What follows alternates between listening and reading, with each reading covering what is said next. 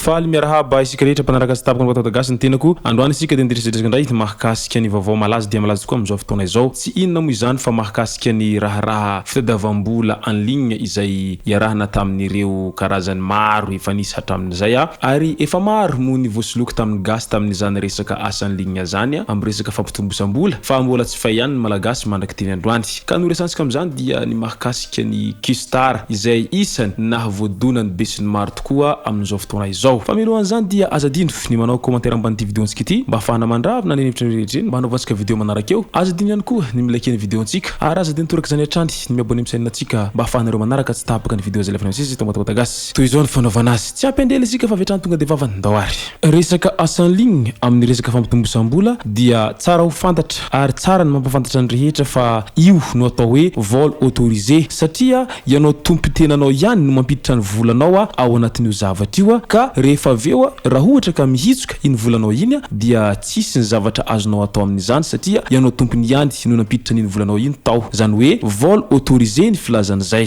fa ny mahagaga dia izao isika gasy dia sarotra fahin-javatra mihitsiny satria mahatonga za miteny an'izany hoe sarotra fahin-javatra isika gasy satria nahoana tany amin'ny antaraisy isika dia iny fa dedaka daholo ny ray manontolo nitsofoka ary nampidibola tamin'izany antaraisy izany nefa ny zavatra tsy eritreretintsika ne ka ohatran'ny olona manao loka ihany hoe mody ataondreo mahazo kely amin'ny voalohany dia iny anao fa tamana rehefa mampiditra vola be ao anatiny amin'izay ianao dia iny fa akepony ary tsy hita tsony iny antaraisy iny mandraky tiny androany maro ireo olona zay nitebiteby ary maro ireo olona zay maty vola tamin'ny fotoanan'iny antaraisy iny ka mandraky tiny androany tsy nisy tohiny zany resaka antaraisy zany ary tsy nisy fanadiadiana lalina izay mba natao tamin'ireo olona zay lohandohany izany antaraisy zany hatramin'izao fotoana izao satria international le izy efa maty vola be tamin'ny antaraisy ireo malagasy izay nanao an'izany asa izany ka mbola tsy fay ihany fa niditra ndray ny macropoline iny fa nijoboka daholo ndray ny malagasy ray manontolo izay lina amin'izany resaka asa en ligne sy ny kamo hisasatra izany fa mitady vola azo moramora ka niditra tamin'izany macropoline izany kinanjo nefa ny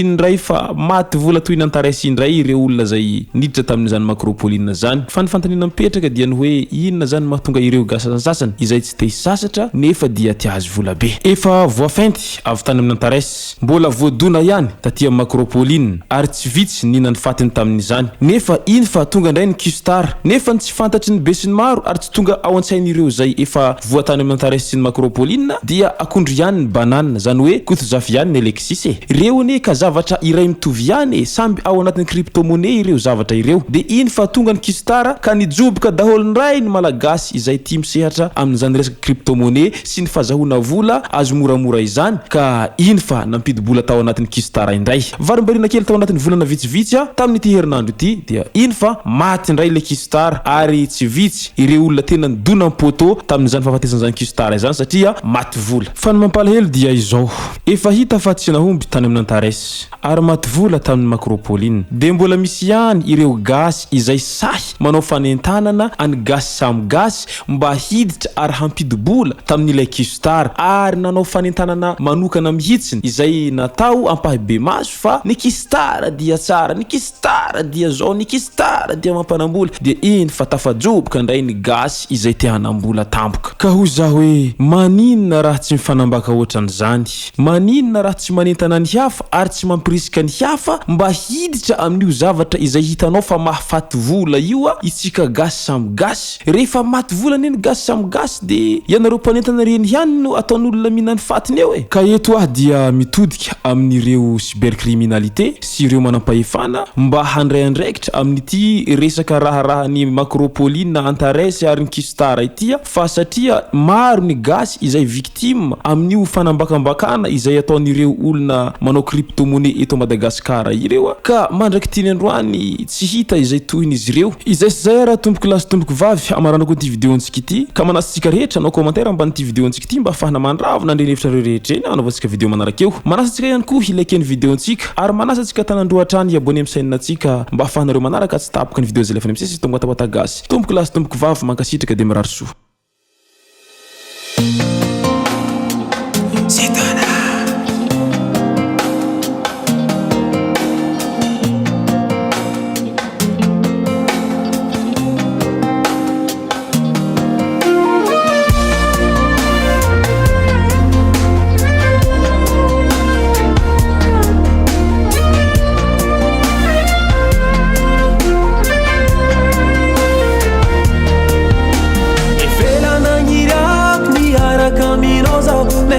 zao mavosy agnambarany agnaty fô